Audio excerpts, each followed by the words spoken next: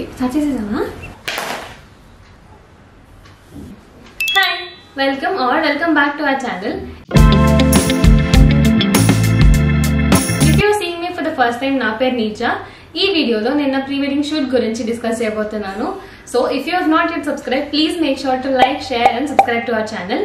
So ఇప్పుడు నేను నా ప్రీ వెడ్డింగ్ షూట్ గురించి కంప్లీట్ డీటెయిల్స్ డిస్కస్ చేస్తాను. From the outfits, locations, makeup, photography and everything. Makeup and photography మాత్రం లాస్ట్ లో డిస్కస్ చేద్దాం. So first let's start with the outfits and locations. Pre wedding shoot start చేసే కంటే ముందే నా mind లో కొన్ని ప్లేసెస్ ఉండే, లైక్ ఒక temple, beach, water fall and ఇలాంటివన్నీ కవర్ చేయాలి అని చెప్పి. మా ప్రీ వెడ్డింగ్ షూట్ మొత్తం 2 days ఉండే అనమాట. మా wedding photographer is from Hyderabad. So first ఒక హాఫ్ డే మేము హైదరాబాద్ లో షూట్ చేయాలి అనుకున్నాం టెంపుల్ ది. టెంపుల్ కి వచ్చేసి మేము అమ్మపల్లి టెంపుల్ చూస్ చేసుకున్నాం సికింద్రాబాద్ లో. ఎందుకంటే మాకు ఈజీ ఉంటుంది వెళ్ళడానికి, షాపింగ్ మధ్యలో ఒక హాఫ్ డే వెళ్ళి షూట్ చేసుకొని రావచ్చు కదా, అందుకని చెప్పి అది సెలెక్ట్ చేసుకున్నాం అనమాట. నేను అవుట్ఫిట్స్ కోసం కన్ఫ్యూజ్ ఉండే, హాఫ్ సారీ చూస్ చేసుకోవాలా, శారీ చూస్ చేసుకోవాలా అని చెప్పి. బట్ పెళ్లిలో నేను చాలా ఈవెంట్స్ కి ట్రెడిషనల్ పట్టు శారీ వేసుకుంటాను, అందుకోసమే నేను టెంపుల్ లో కూడా మళ్ళీ అదే రిపీట్ చేయాలి అని అనుకోలేదు. So I chose half sorry over a sorry. Traditional half sorry వేసుకుందాం అనేది డిసైడ్ అయ్యాను, బట్ రెంటల్ కి తీసుకోకుండా కొనుక్కుందాంలే అనుకున్నాను. ఎందుకంటే హాఫ్ సారీ ఫ్యూచర్ లో కూడా యూజ్ చేస్తూ ఉంటాం కదా, అందుకని కొనుక్కుందామని డిసైడ్ అయ్యా. నాకు పెళ్లి షాపింగ్ కి అసలు టైం సరిపోలేదు, దాంట్లో మళ్ళీ ప్రీ వెడ్డింగ్ కోసం షాప్ చేయాలి అని అంటే పెద్ద టాస్క్ అసలు. బట్ లక్కీలీ వన్ డే మేము ఒక షాపింగ్ మాల్ లో షాపింగ్ ఫినిష్ చేసుకుని తిరిగి వస్తుంటే అక్కడ జేసీ బ్రదర్స్ అనిపించింది. ఏదో పని మీద లోపలికి వెళ్ళాం.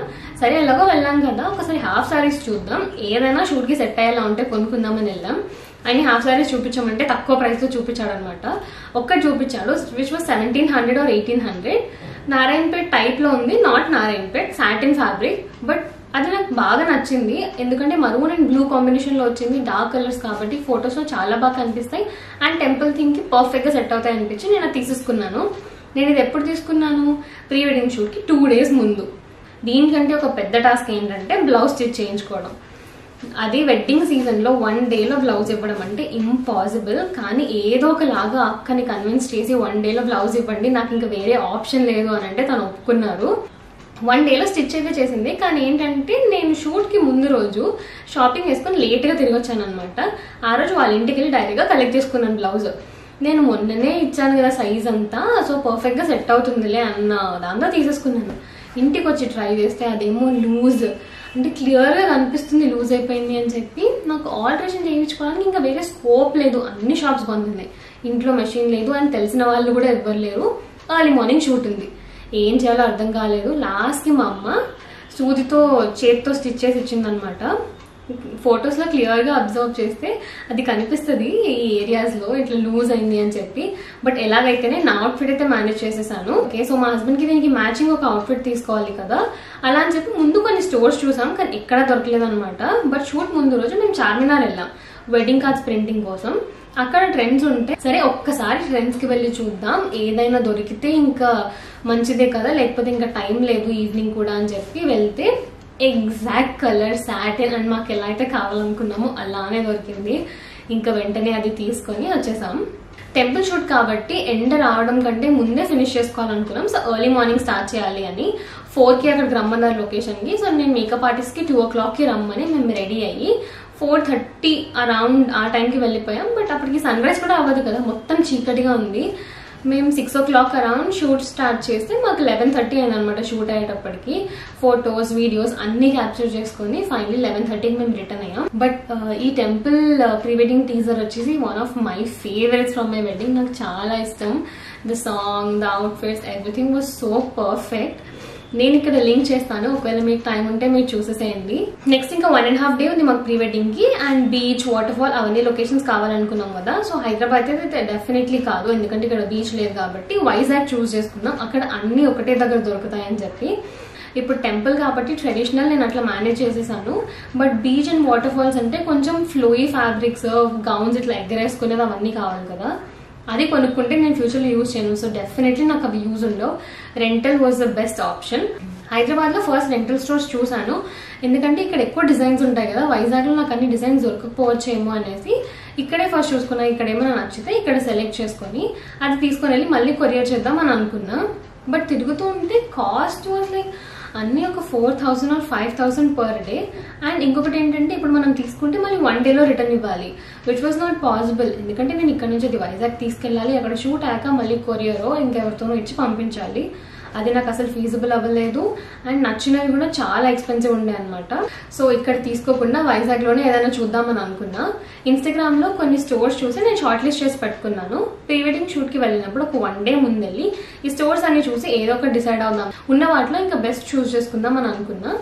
సో షూట్కి ముందు రోజు మేము వైజాగ్ వెళ్ళాం.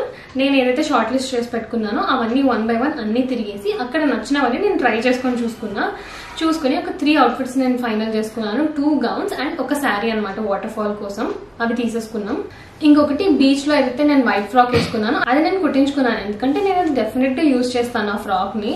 అంత చిన్నదానికి రెంటల్ కి ఎందుకు తెల్లడం అని చెప్పేసి ఫ్యాబ్రిక్ తీసి కుట్టించేసుకున్నాను. అది నాకు 900 rupees సంథింగ్ పడింది. ఆ ఫ్రాక్ చాలా బాగుంది అండ్ ఇప్పటికీ కూడా నేను యూజ్ చేస్తున్నాను. So it was like that. Vizag లో Day 1 మేము ఫస్ట్ బీచ్ లో షూటింగ్ స్టార్ట్ చేసాం అనమాట. తంతడి బీచ్ కి వెళ్ళాం.